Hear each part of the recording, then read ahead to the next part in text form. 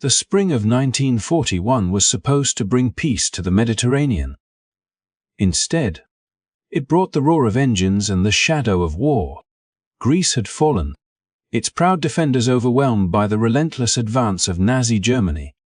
Yet one last stronghold remained, an island that would soon become a symbol of courage, miscalculation, and sacrifice. Crete. Operation Mercury. It was the first major airborne invasion in history, a bold, terrifying experiment in modern warfare.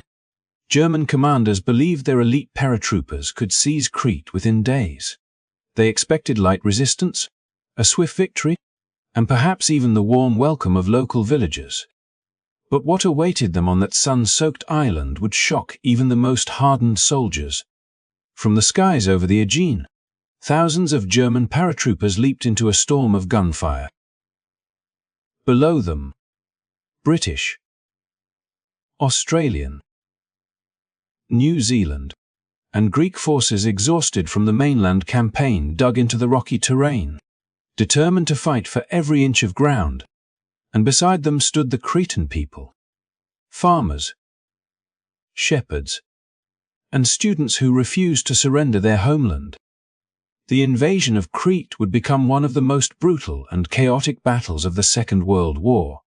It was a clash of innovation versus tradition, machine versus man, sky versus soil. The Germans relied on their new airborne tactics, while the Allies relied on determination, discipline, and local resistance. Within hours, Paradise turned into a battlefield littered with parachutes, burning wrecks, and shattered dreams. As the battle raged, decisions made in distant headquarters would seal the fate of thousands. Intelligence failures, missed opportunities, and leadership errors turned what might have been a defensive triumph into a desperate struggle for survival. And yet, amid the confusion, stories of heroism emerged, of soldiers who refused to retreat, of villagers who fought with knives and shovels, of men and women who chose defiance over fear. This is not just a story about strategy or military power. It is a story about humanity under fire, about the cost of ambition and the strength of those who stand their ground, even when hope fades. If you are fascinated by the untold stories of World War I, the courage, the chaos, and the lessons that still echo through time, make sure to like this video, subscribe to our channel, and turn on the notification bell. We bring history to life, one story at a time, reminding the world that behind every battle are people, choices, and consequences that still matter today. Now, let us travel back to May 1941 to the island of Crete, where the skies darkened with parachutes and the world witnessed the beginning of a new kind of war. In the days leading up to the invasion, the German High Command brimmed with confidence. Their victories across Europe had been swift and absolute. Poland, France, the Balkans, all had fallen before the precision and speed of blitzkrieg. Crete, a small island shimmering in the Aegean sun, seemed like little more than another stepping stone on their path to domination. But beneath that confidence lay one of the most dangerous flaws in warfare: the arrogance of underestimation. The German intelligence reports on Crete painted a picture of an island poorly defended, a garrison scattered and disorganized, and a local population wary of war and ready to accept the new rulers with resignation, if not gratitude. Aerial reconnaissance had been carried out by Dornier bombers and observation planes flying high above the mountains and valleys. From that altitude, the men studying the grainy black and white photos could see little, just empty fields, winding roads, and the occasional airstrip. They failed to notice what lay beneath: trenches cleverly hidden among olive groves, camouflage gun emplacements, and the careful movements of Allied and Greek soldiers who had spent weeks preparing for the assault. When German planners gathered in their command rooms in Athens and Berlin, they believed the island's defense consisted of no more than a few thousand wary British and Commonwealth troops. most of them survivors from the retreat through Greece. In truth, there were more than 30,000 Allied soldiers on Crete, British, Australian, New Zealand, and Greek alike, supported by thousands of local volunteers who refused to abandon their land. Yet the maps and intelligence summaries on the German tables told a different story, one that fit neatly into their narrative of inevitable victory. The plan they called Operation Mercury was bold, even revolutionary. Never before had an entire island been targeted by airborne forces alone. The Germans envisioned a lightning strike from the skies, paratroopers and glider troops descending in perfect coordination, capturing airfields, then holding them long enough for reinforcements to arrive by transport plane. It was a plan born from daring imagination but executed with perilous blindness. What they did not understand was that Crete was unlike any other battleground they had faced. Its terrain was rugged, its weather unpredictable, and its people fiercely independent. The Cretans had endured centuries of occupation, Venetian, Ottoman, and now the threat of Nazi control, and they had no intention of yielding quietly. The very idea that these villagers and farmers would welcome the Germans was not just an intelligence failure. It was a profound misunderstanding of the human spirit that thrived on that island. While the Germans prepared meticulously for a battle of machines, the Cretans prepared for a war of survival. Old men cleaned their rusted rifles from past rebellions. Black-clad women whispered prayers while sharpening kitchen knives, and children were sent to the hills to watch the skies. The Allies, meanwhile, fortified their positions as best they could with what little equipment they had. The men under General Bernhard Freyberg were exhausted and short on supplies, yet their morale remained unbroken. They had something the invaders could not measure on any map: the determination of those defending their last foothold in Greece. Still, even as the defenders braced for impact, misunderstandings festered on both sides. Freyberg had his own intelligence suggesting an airborne assault was imminent, but he misjudged its scale and suspected a larger seaborne invasion was coming instead. Ironically, both sides were misled, the Germans by overconfidence, the Allies by caution. It was a tragic symmetry of errors, and Crete would pay the price.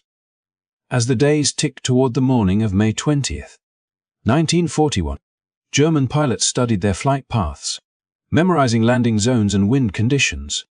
Paratroopers packed their gear, checked their weapons, and listened to briefings that assured them of quick victory. They were told that resistance would be light, and that once they secured the airfields, supply planes would follow almost immediately. Few questioned the accuracy of these claims. Faith in their leadership was absolute. Meanwhile, on the ground below, Freyberg's troops were digging in. The New Zealanders at Maleme, the Australians near Retimo, and the British units defending Heraklion all knew that something extraordinary was coming. Yet they did not know when. Orders were scattered, communication lines unreliable, and coordination hampered by the island's harsh geography. Soldiers gazed up at the clear skies, unaware that within hours those same skies would darken with hundreds of German aircraft. In Athens, General Kurt Student, the mastermind behind the Airborne plan, awaited final confirmation from Berlin. His confidence was unshaken, though some of his officers worried about the limited intelligence. "The Cretans will not fight us," Student reportedly told them. "They know resistance is useless." It was a fatal misjudgment. When his men descended from the skies days later, they would discover that even the farmers of Crete carried the hearts of warriors. The stage was set for a battle that would forever alter the way wars were fought. The Germans, masters of lightning warfare, were about to learn that speed and technology could not always conquer wool and terrain. The Allies, battered but unbroken, would show that courage and defiance could burn even in the darkest moments of defeat. As dawn approached over the Aegean, the island lay silent, the calm before the storm. In the villages, Dogs barked at the distant hum of engines, and shepherds paused on the hillsides, staring upward. Far above, waves of aircraft approached, their shadows stretching across the sea. What was meant to be a swift conquest would soon turn into one of the bloodiest airborne battles of the war, a storm born not just of steel and fire, but of pride, error, and the unyielding spirit of those who refused to kneel. General Bernhard Freyberg stood on the cliffs of Crete, the sea stretching endlessly before him, glistening beneath the Mediterranean sun. The calm surface gave no hint of the storm about to break. Every sound, every gust of wind carried the tension of waiting men, soldiers who knew that the enemy would come, but not from where. For weeks, intelligence reports had warned of an airborne assault. Yet Freyberg, haunted by the ghosts of Gallipoli and guided by a deep fear of a seaborne invasion, directed his focus toward the beaches rather than the skies. It was a tragic miscalculation, one born from confusion, secrecy, and the fog of war. The British deciphering program at Bletchley Park had intercepted German communications revealing an imminent attack. The codename was Operation Mercury. The Germans intended to seize Crete by air, a bold strategy never before attempted on such a scale. Freyberg received this intelligence, yet he doubted its reliability. The sheer audacity of launching thousands of paratroopers without naval support seemed impossible. Surely, he thought, the Germans would land from the sea. So while his engineers reinforced coastal defenses, the airfields, the true key to Crete, remained mostly intact, their runways waiting like open invitations. In his command posts, maps covered every wall. Blue and red pins marked potential landing zones, troop positions, and supply routes. Freyberg moved pieces like a chess master preparing for a decisive match. Yet his opponent was playing a different game entirely. The Germans, led by General Kurt Student, had perfected the art of deception. Their intelligence reports claimed that the Allied forces on Crete were weak, disorganized, and demoralized after the evacuation from mainland Greece. They believed victory would be swift, the defenders easily overrun. What they did not know was that the island was defended by over 40,000 Allied troops, British, Australian, New Zealand, and Greek, many lacking heavy equipment but rich in determination. As the days passed, rumors spread through the ranks. Locals whispered of German reconnaissance planes circling above, of shadowy figures spotted near airfields. The tension thickened. Soldiers gazed up at the sky, expecting to see the black dots of enemy aircraft at any moment. But Freyberg held his line. He ordered anti-aircraft gunners to remain cautious, fearing that firing too soon might reveal their positions.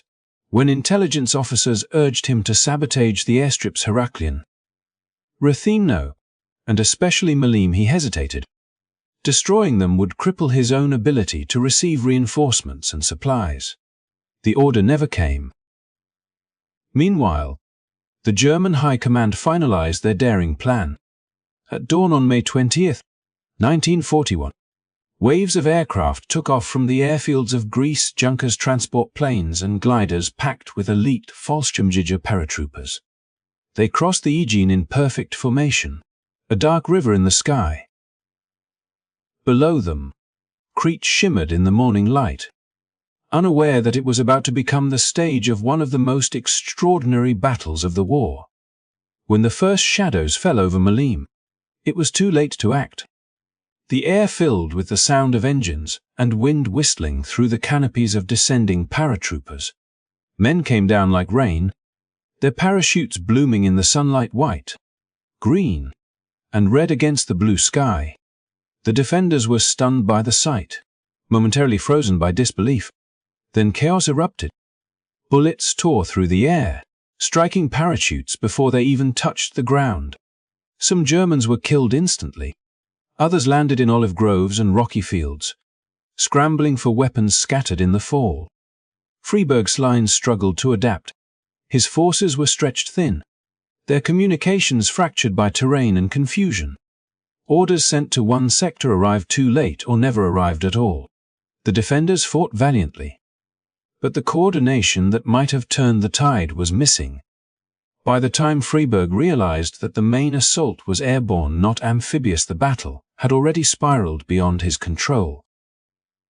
At Maleme, the most crucial airfield on the island, the Germans paid dearly for every meter. Yet Freiburg's decision to pull back his forces overnight,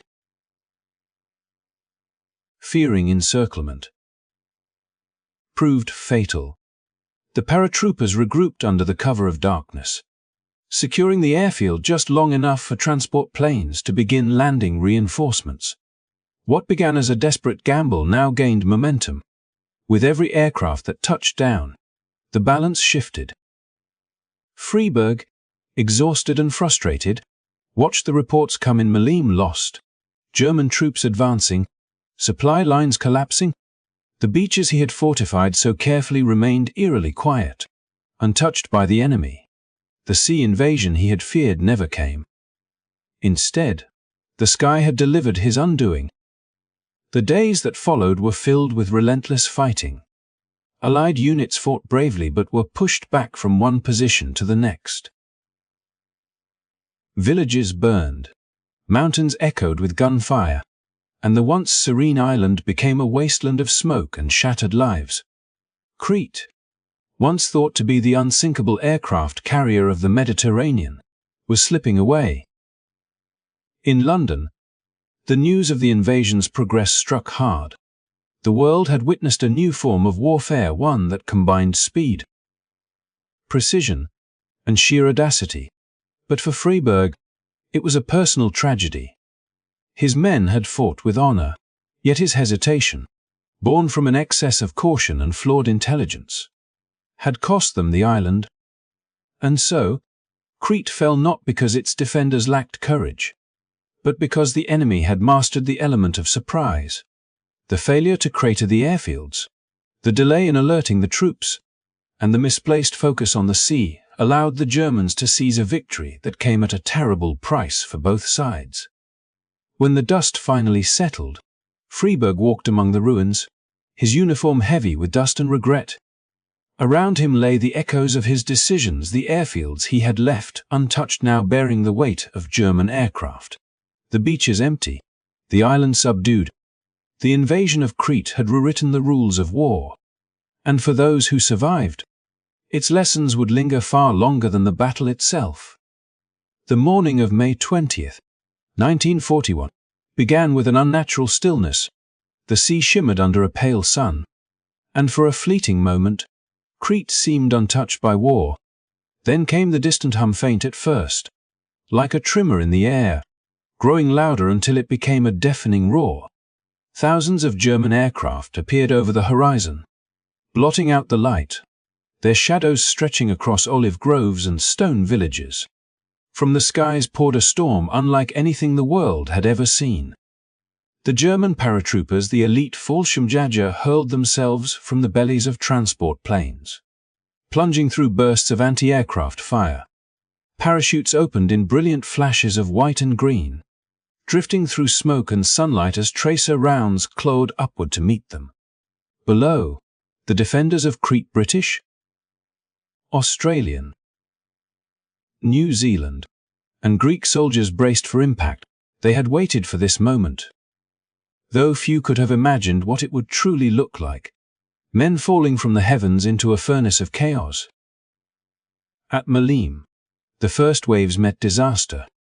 Machine guns raked the fields where paratroopers landed, cutting through silk canopies before the men even touched the ground.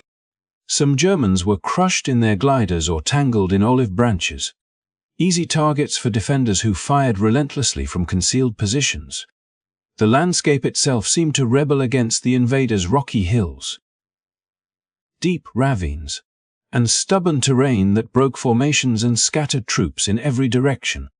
The defenders fought with ferocity, their determination hardening with every enemy that fell.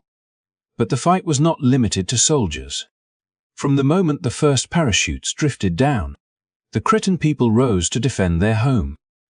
Farmers, shepherds, blacksmiths, and schoolteachers took up whatever weapons they could find: old rifles from past wars, knives, axes, even farming tools. Some wielded scythes, other stones or clubs. Driven by pure instinct and fury, entire villages joined the resistance, ambushing isolated German groups in narrow alleys and mountain passes.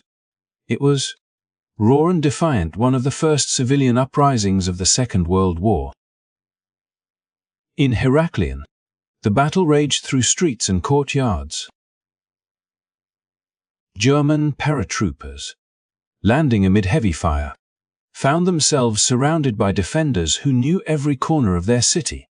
Bullets shattered windows, grenades exploded in courtyards, and the ancient walls of the city trembled under the violence. Civilians dragged the wounded to safety and carried ammunition to soldiers. Blurring the line between combatant and bystander, young boys acted as lookouts, shouting warnings when German units approached. Even women fought, some using kitchen knives, others throwing stones or boiling water from rooftops.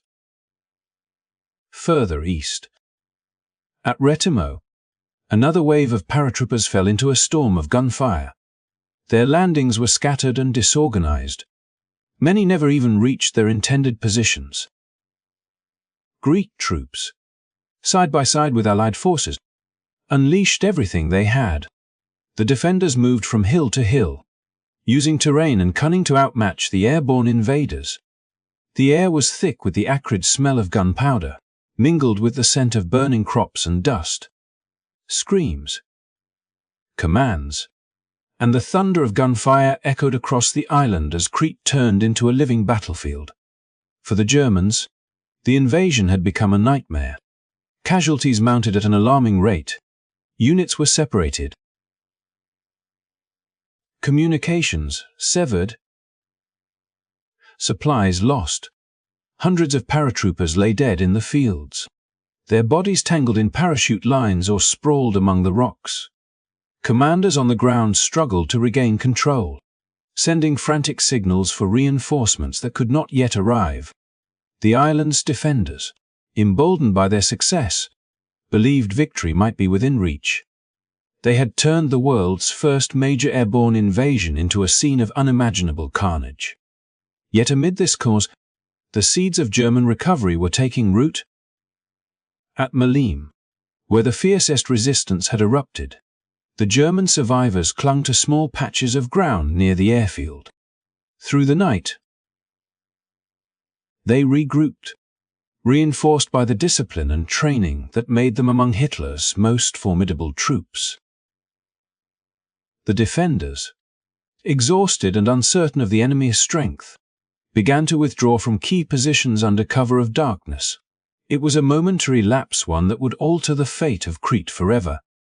By the next day, the Germans had secured enough of the Maleme airfield to begin landing transport planes. One by reinforcements poured in: infantry, weapons, ammunition. The air, once filled with the descending parachutes of the doomed first wave, now echoed with the roar of arriving aircraft. The defenders who had fought so fiercely now found themselves outnumbered and outgunned. Still, they fought on, moving from ridge to ridge, refusing to surrender the island that had already soaked so much of their blood. Meanwhile, the Cretan civilians continued their resistance. In the hills, they ambushed supply convoys and attacked isolated patrols. Wielding weapons taken from fallen soldiers, their defiance enraged the occupiers, who began to see the local population not as bystanders, but as enemies. Villages that had once been peaceful sanctuaries became battlegrounds. Homes burned, crops destroyed, reprisals swift and brutal. The spirit of Crete, however, could not be extinguished. Even as German forces gained control, the resistance remained alive, a symbol of unyielding defiance against tyranny.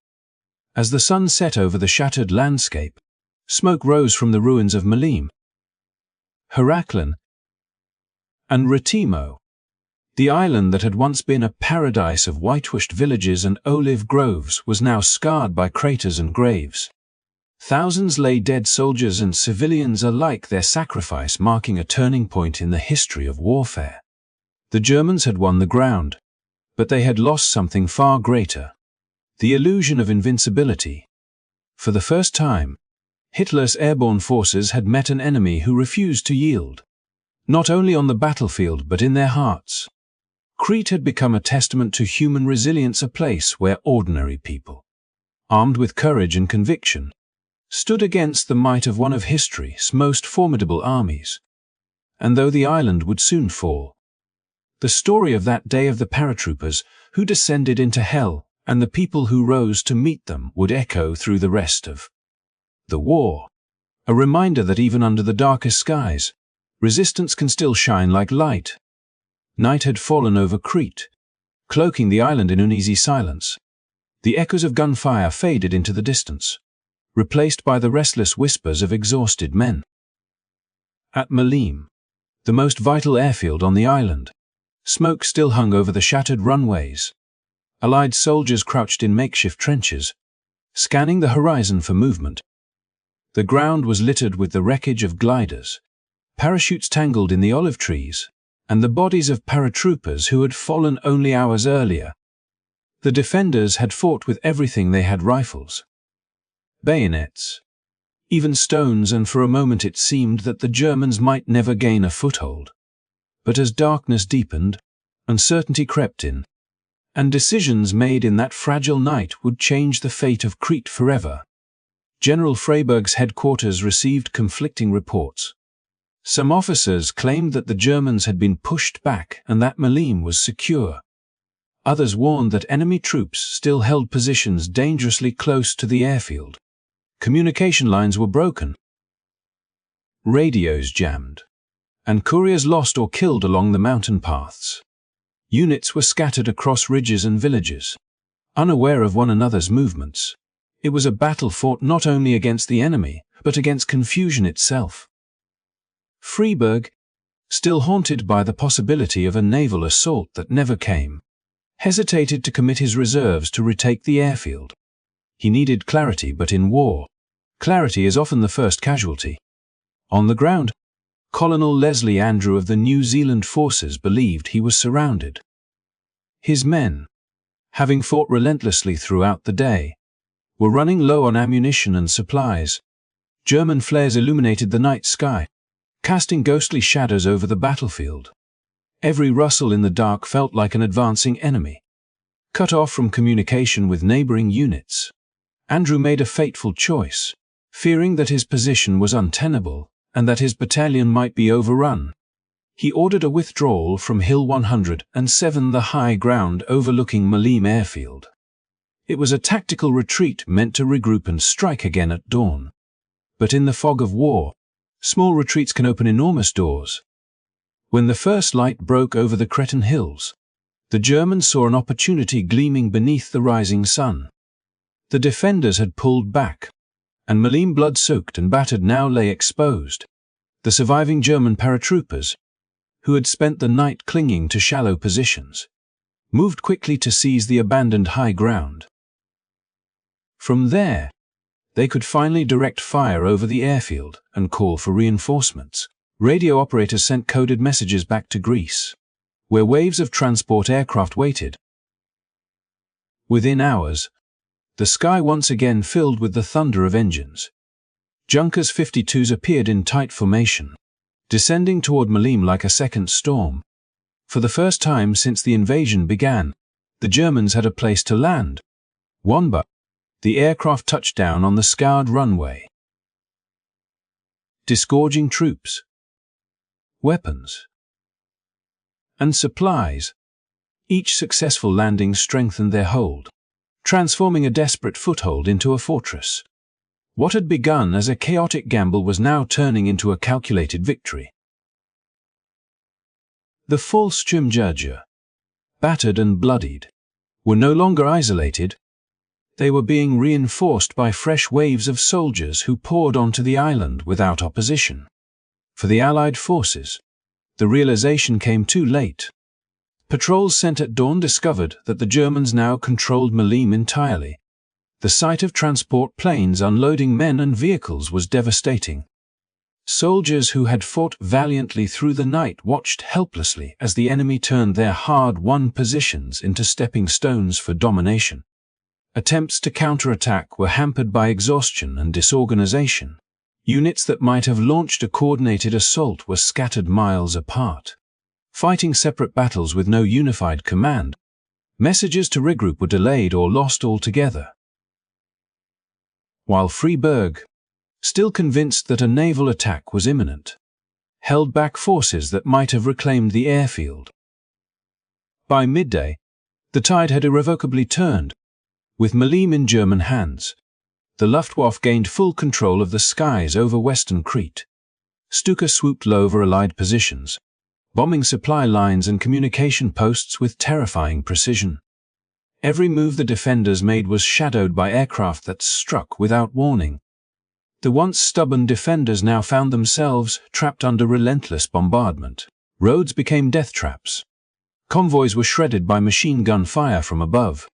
The sense of momentum, once firmly with the Allies, now shifted entirely to the invaders.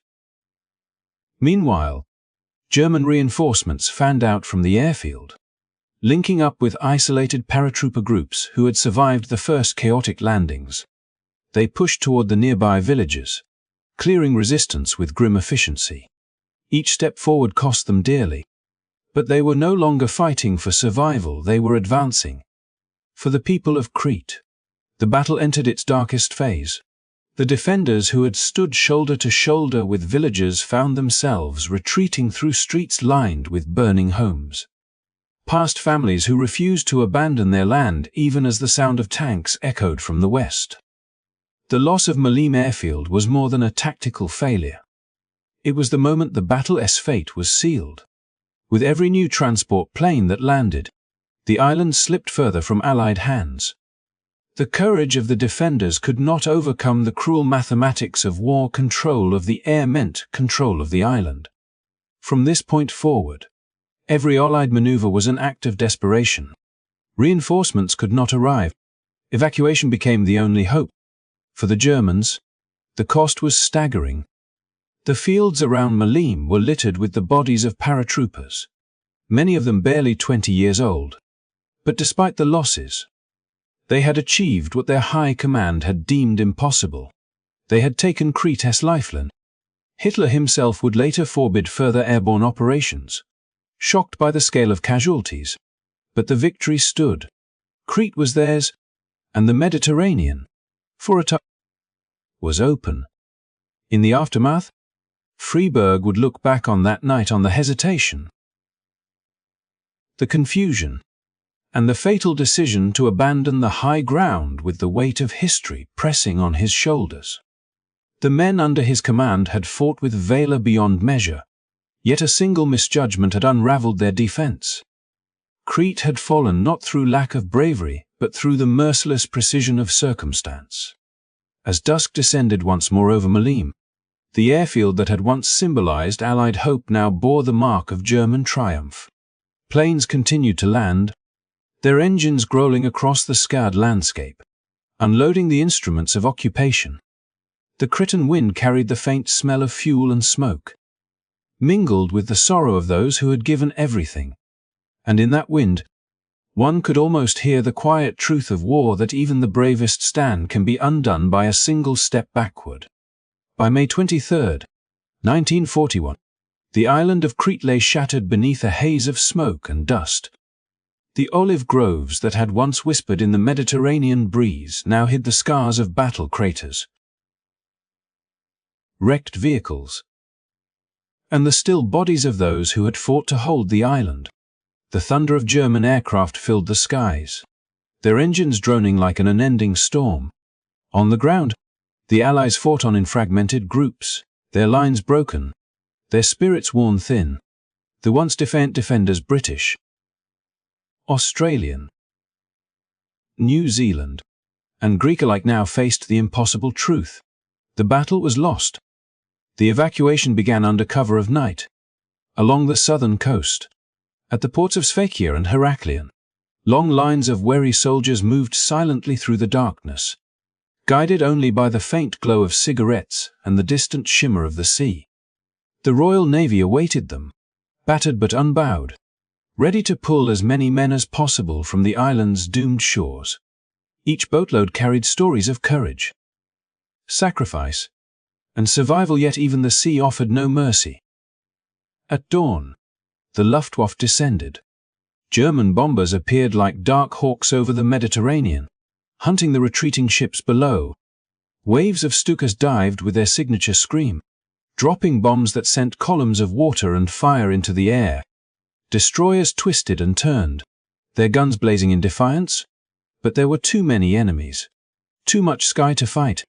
One after another, British ships were struck, some disappearing beneath the waves within minutes. The men who had escaped one hell now found themselves fighting for their lives in another, the cold, unforgiving sea. From the cliffs above, Cretan villagers watched as the evacuation unfolded. They had shared their homes, food, and strength with the Allied soldiers, and now they watched them depart with heavy hearts.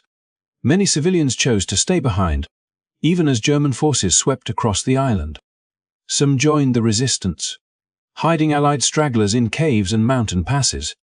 For years to come, Crete would remain a land of defiance, its people refusing to bow to occupation. The German victory came at a terrible price. Nearly 4,000 German paratroopers were killed, and thousands more wounded.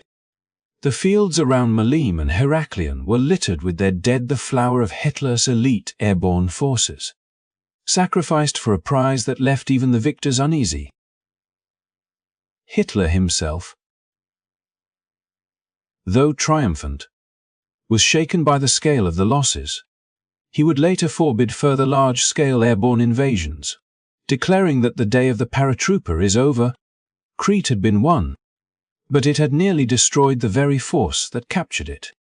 For the Allies, the defeat was bitter, but it was also a lesson. Crete had proven beyond doubt that air power had changed the face of war. The skies were no longer a shield, but a weapon, one that could decide battles before a single foot touched the ground.